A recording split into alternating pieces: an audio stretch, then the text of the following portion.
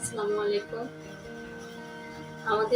আমার গত ভিডিওতে আপনাদেরকে রং সম্পর্কে একটা প্রাথমিক ধারণা দিয়েছিলাম যে কি কি দিয়ে রং তৈরি করা হয় কিংবা বাজারের রেডিমেড রংগুলো কিভাবে কিনে আনে, কিভাবে কোথায় কি পাওয়া যায়। যাই হোক, আজ আমি আপনাদেরকে প্র্যাকটিক্যালি দুটা রং বানিয়ে দেখাবো। মূলত আমি কাজ করি, হ্যান্ড প্রিন্ট ব্লগ তৈরি করব আপনাদের সামনে। তো আমি প্রথম দেখিয়ে দিচ্ছি রং তৈরিতে যা যা লাগে। গত ভিডিওতে বলেছিলাম, তো আজকে আবার বলছি যে বাইন্ডার, এনকে, অ্যাপ্রিটন, হোয়াইট পেস্ট, নিউটেক্স। তো এই কটা লাগবে এবং রঙের যে রটা সেটা লাগবে। যেমন ইউলু কালার করার জন্য ইউলু রং, তারপর হচ্ছে গ্রিন, রেড। আমি যেই রংটা তৈরি করব সেই ক্ষেত্রে সেই রঙের যে রগুলো এগুলো বাজারে কিনতে পাওয়া যায়। এটা হচ্ছে আপনাদের তৈরি করা রং। এটা 20 টাকা করে আগে ছিল, এখন 25 টাকা করে পাওয়া যাচ্ছে বাজারে। এটা রেডিমেড, এটার মাঝে কিছু মিলাতে হবে না, মিক্স করতে হবে না। আর আমি যেটা বাসায় বানাবো সেটার মাঝে আমার এই কেমিক্যাল গুলো দিয়ে, পরিমাণ মতো কেমিক্যাল গুলো দিয়ে বানাতে হয়। সেই পরিমাণটা মূলত আপনাদের কাছে, সেটা হচ্ছে আপনারা কতটুকু কাজ করবেন সেই কাজের উপর ভিত্তি করে আপনারা রংটা গোলাবেন। এখন আমি শাড়ি করব, 3 পিস করব, একসাথে 2-3টা শাড়ি করতে হবে আমাকে। সেজন্য প্রতিদিন তো রং বানানো সম্ভব না, আমি একসাথে বানিয়ে একটা কৌটায় ভরে রেখে দিব। সেই ক্ষেত্রে রঙের পরিমাপটাও একটু বেশি লাগবে। তো আমি শুরু করছি রং তৈরিটা। এটা মূলত কি বলে, আপনাদের মানে কতটুকু রং লাগবে, কি পরিমাণে কাজ করবেন সেই ক্ষেত্রে রংটা সেই পরিমাপ অনুযায়ী রংটা গোলাতে হবে। বেশি দিন রংটা বানিয়ে রেখে দিলে দেখা যায় কি যে রং থেকে পানি ছাড়ে, পানি কেমন লেক লেক করে পানি ছেড়ে দিচ্ছে, রঙের কালারটা ডিসকালার হয়ে যায়। রং থেকে মানে এই যে গামগুলি, কাপড়ের যে গামগুলি, মানে এগুলো তো মূলত কাপড়ে ব্যবহার করা হয়। এই অ্যাপ্রিটন, নিউটেক্স, হোয়াইট পেস্ট, সাদা রং তৈরি করার ক্ষেত্রে হোয়াইট পেস্ট, তার পাশাপাশি হচ্ছে কি বলে ডার্ক যে কালারগুলো, কালো, গ্রিন, এসব কালারের যে কোনো কালার বসাতে গেলে আমাকে হোয়াইট পেস্ট ব্যবহার করতে হবে। হোয়াইট পেস্ট ছাড়া কালারটা আসবে না। সেই ক্ষেত্রে আমাকে অবশ্যই হোয়াইট পেস্ট ব্যবহার করতে হবে। এখন এগুলো হচ্ছে কাপড়ের আঠা, যেগুলো কাপড়ের মাঝে আয়রন করার পর কাপড়ে লেগে যায়। সেই আঠাগুলো অনেক দিন যদি আমি রঙের সাথে মিক্সড করে রেখে দিই, কাজ না করি, সেক্ষেত্রে এগুলো থেকে পানি ছেড়ে দেয়, একটা দুর্গন্ধ, পচা দুর্গন্ধ বের হয়, রংটা নষ্ট হয়ে যায়। তখন আবার কাপড়ে লাগানোর ফলে দেখা যায় যে ধোয়ার সময় উঠে যায় রংগুলো। সেজন্য আমাদেরকে যতটুকু কাজ করব ঠিক সেই পরিমাণে, যদি আমরা বাসায় কেমিক্যাল দিয়ে রং বানিয়ে নেই, সেক্ষেত্রে যতটুকু কাজ করব ঠিক ততটুকুই আমাদের রং গুলিয়ে নিতে হবে। এটা হচ্ছে অ্যাপ্রিটন দিয়েছি আমি। তারপর আমি দিব হচ্ছে, আমি প্রথম তৈরি করব হোয়াইট পেস্ট, মানে সাদা রংটা তৈরি করব। সেজন্য আমি অ্যাপ্রিটনের মাঝে হোয়াইট পেস্টটা দিয়ে দিচ্ছি।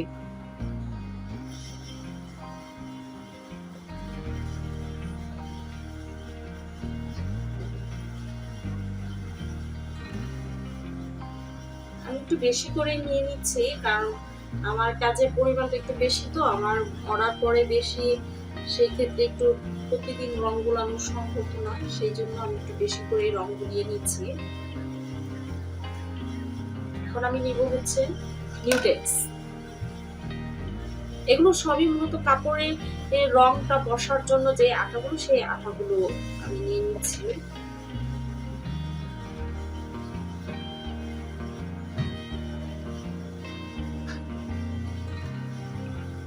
এগুলো পরিমাণ অনুযায়ী ব্যবহার করতে হবে, মানে রঙের পরিমাণ অনুযায়ী আপনাকে আঠাগুলো ইউজ করতে হবে। কারণ এটা ময়লা পড়ে গিয়েছে, অনেক সময় দেখা যায় যে রং বেশি হয়, আঠা কম কম হয়, সেই ক্ষেত্রে আবার রং উঠে যাওয়ার সম্ভাবনা থাকে। আবার রং কম হয়, আঠার পরিমাণ, কেমিক্যালের পরিমাণ কম বেশি হয়, তখনও রং উঠে যাওয়ার সম্ভাবনা থাকে। সেজন্য খুব সাবধানে পরিমাণ মতো রং ব্যবহার করে আমরা এনকে নিয়ে নিচ্ছি।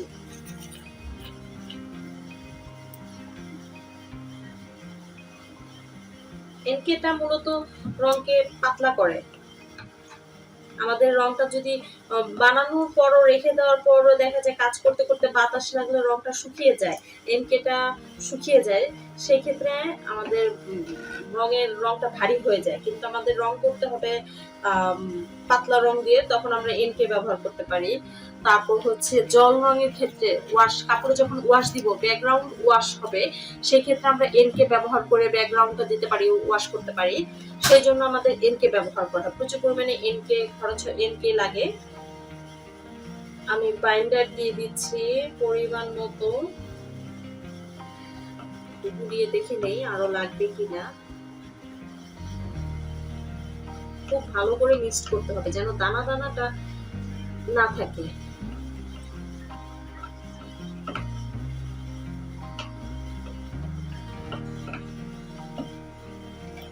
বাইন্ডারটা মনে হয় আর লাগবে না।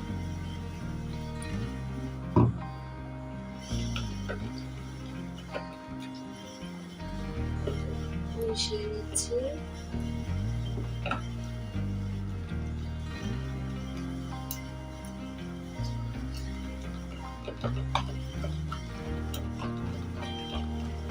মিশ্রণটা হচ্ছে আসল, আপনি মিশ্রণটা কত ভালো নিখুঁত হবে, আপনার কাজের ফিনিশিংটাও ঠিক তেমনই হবে, তত ভালো হবে। কারণ রঙের ক্ষেত্রে যদি দানা দানা থেকে যায় রংটা, সেই ক্ষেত্রে আপনার কাজের ফিনিশিংটাও তেমন একটা ভালো হবে না। সেজন্য রংটা খুব ভালোভাবে মিশ্রণ করে নিতে হবে। রংটা ফিনিশিংটা চলে আসছে, তারপর হালকা দানা দানা রয়ে গেছে, আমার আরেকটু বান্ডার লাগবে, আরেকটু এনকে লাগবে।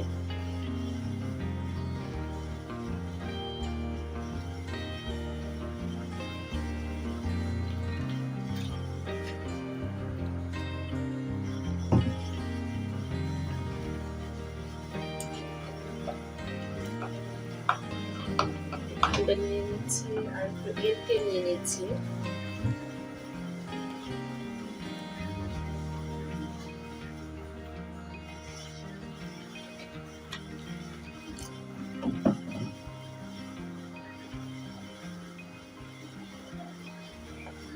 আমি মূলত সাদা শাড়ি করবো, তারপর একটা হলুদ শাড়ির অর্ডার আছে, যার কারণে 3 পিসের অর্ডার আছে কিছু, যার কারণে আমার রংটা একটু বেশি লাগবে, তাই আমি একটু বেশি পরিমাণে রংটা গুলিয়ে নিচ্ছি। অবশ্যই ভালো করে মিশাতে হবে, কারণ রংটা দানা দানা থাকলে আপনার কাজের ফিনিশিংটাও ভালো হবে না। আমি আবারও বলছি, অবশ্যই রংটার ফিনিশিংটা খুব ভালো করে গুলিয়ে নিতে হবে।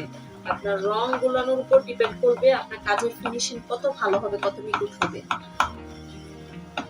রংটা দানা দানা থাকলে কাপড়ে যখন আপনি কাজটা করবেন, রংটা বসাবেন কাপড়ে, তখন এই দানা দানাগুলো কাপড়ে থেকে যাবে এবং পরবর্তীতে কাপড়টা শুকানোর পর হাতে দানা দানাগুলো লাগবে। সেজন্য অবশ্যই রংটা খুব ভালোভাবে মেশাতে হবে।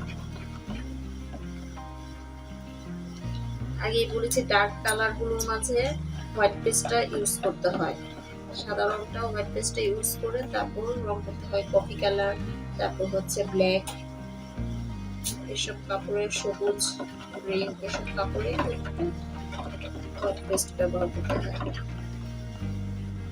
আমার সাদা হোয়াইট কালারটা হয়ে গেছে। তারপর পরবর্তীতে যদি আমার আরো কিছু লাগে, সেক্ষেত্রে আমি কাজ করার সময় আমি কাজে কাপড়ের উপর বসায় তখন দেখে নিব যে যদি একটু ভারী লাগে একটু ভারী বাইন্ডারটা ইউজ করব, যদি একটু পাতলা দরকার পড়ে সেই ক্ষেত্রে আমি এনকে ব্যবহার করব। এবং বানানোর পর অবশ্যই ভালো করে মুখ লাগা, যেন বাতাস না লাগে, বাতাস লাগলে রংটা নষ্ট হয়ে যাবে, তারপর হচ্ছে বসে যাবে, রংটা শক্ত হয়ে যাবে। আচ্ছা, এখন আমি হচ্ছে ইয়েলো কালার বানাবো। ইয়েলো কালারের জন্য আমি সর্বপ্রথম নিয়ে নিচ্ছি নিউটেক্স।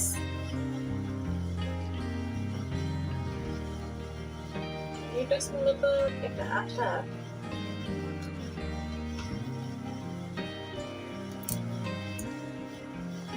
রং বানানোর পর অবশ্যই বোতলের ক্যাপগুলো ভালোভাবে লাগিয়ে রাখবেন, তো শক্ত হয়ে যাবে। এখন নিয়ে নিচ্ছি হোয়াইট পেস্ট।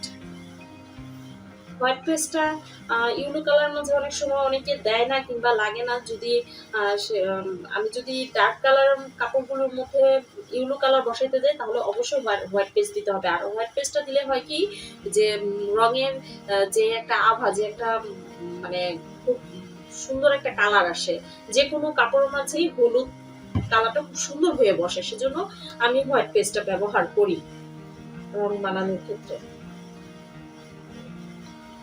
কারণ আমরা যারা অর্ডারই করি বিভিন্ন ধরনের কাপড় আসে, বিভিন্ন কালারের কাপড় আসে, সেক্ষেত্রে সেজন্য হোয়াইট পেস্টটা দিয়ে একসাথে বানিয়ে রাখি।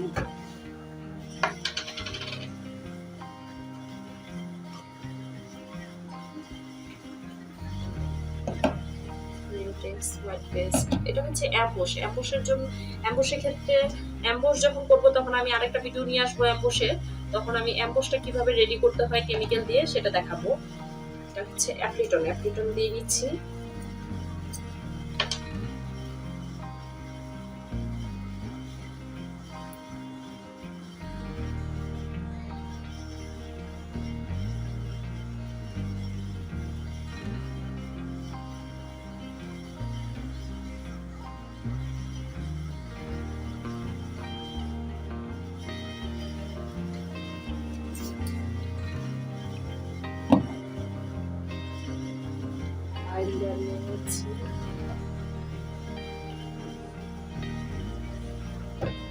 ক্যাপের গায়ে ময়লা করে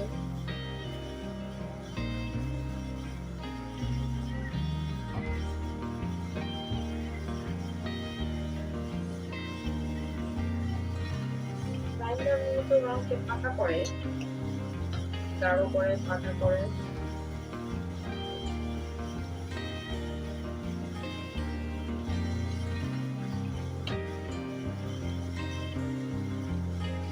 শুধু বাইন্ডার এবং এনকে দিয়েও রং তৈরি করে আপনারা রং ব্যবহার করতে পারেন, সেক্ষেত্রে রংটা উঠবে না।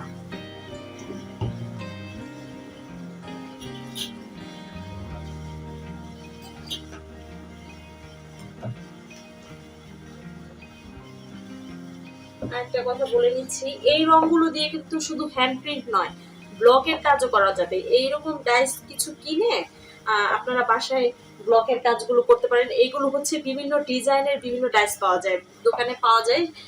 আমি কয়েকটা ডিজাইন বেশি আনিনি, আমি মূলত আমার কাজ মূলত হচ্ছে বেশি হ্যান্ড প্রিন্টের কাজ, হ্যান্ড প্রিন্ট করি আমি, ক্যানভাসে কাজ করি কিছু। সেজন্য আমি ব্লকের ডাইসগুলো তেমন একটা কিনি না, কারণ এগুলো করি না আমি তেমন একটা, তবে করি শখের বসে দু এক পিস করি। তখন আপনারা যদি প্রফেশনাল হিসেবে ব্লক করতে চান তাহলে এই রংটা দিয়ে আপনারা ব্লক করতে পারেন, তবে সেই ক্ষেত্রে নিউটেক্সের পরিমাণটা একটু বাড়িয়ে দিতে হবে।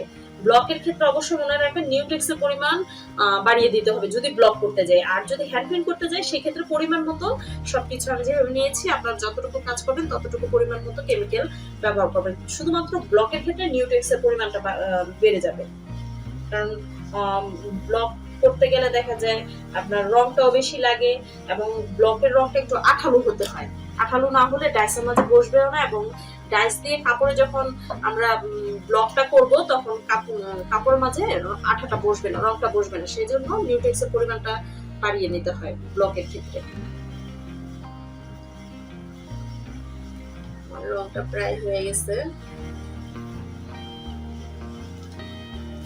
আচ্ছা, এখন আমি হলুদ কালারটা দিয়ে দিব এর মাঝে পরিমাণ মতো। আপনারা কেমন হলুদ, গোল্ডেন হলুদ নিলে হলুদের কালারটা একটু বেশি, হলুদ রংটা একটু রটা একটু বেশি দিতে হবে। আর যদি হচ্ছে কি বলে একটু হালকা হলুদ, কাঁচা হলুদ, যদি কাঁচা হলুদ নিতে যাই তাহলে অবশ্যই হলুদ রংটা যখন আমরা তৈরি করব, হলুদ রংটা তৈরি করার পর সেখানে একটু সবুজ রং মিশিয়ে দিলে কাঁচা হলুদ হয়ে যাবে। হালকা একদম পরিমাণ মতো সবুজ রং দিলেই কাঁচা হলুদ হয়ে যাবে। আর যদি গোল্ডেন কালার করি সেক্ষেত্রে হলুদের কালারটা একটু বেশি করে নিতে হবে, নিলেই চলবে। আপনাদের কালার অনুযায়ী কে কেমন হলুদ কালার চাচ্ছেন সেই অনুযায়ী হলুদের রংটা তবে অল্প অল্প করে দিয়ে নিলেই বেশি ভালো হয়, কারণ অতিরিক্ত হলুদ পড়ে গেলে সেক্ষেত্রে দেখা যায় আরো কেমিক্যালটা বাড়িয়ে দিতে হবে, আঠার পরিমাণটা বাড়িয়ে দিতে হবে। হ্যাঁ, আমার হলুদ কালারটা মনে হয় ঠিক আছে, আমি এটাই চাচ্ছি, এই কালারটাই চাচ্ছি। তারপর সব আটাগুলো মিক্সড করে দেখে নিই, যদি পরিমাণটা আর একটু লাগে আমরা আর একটু নিয়ে নিব।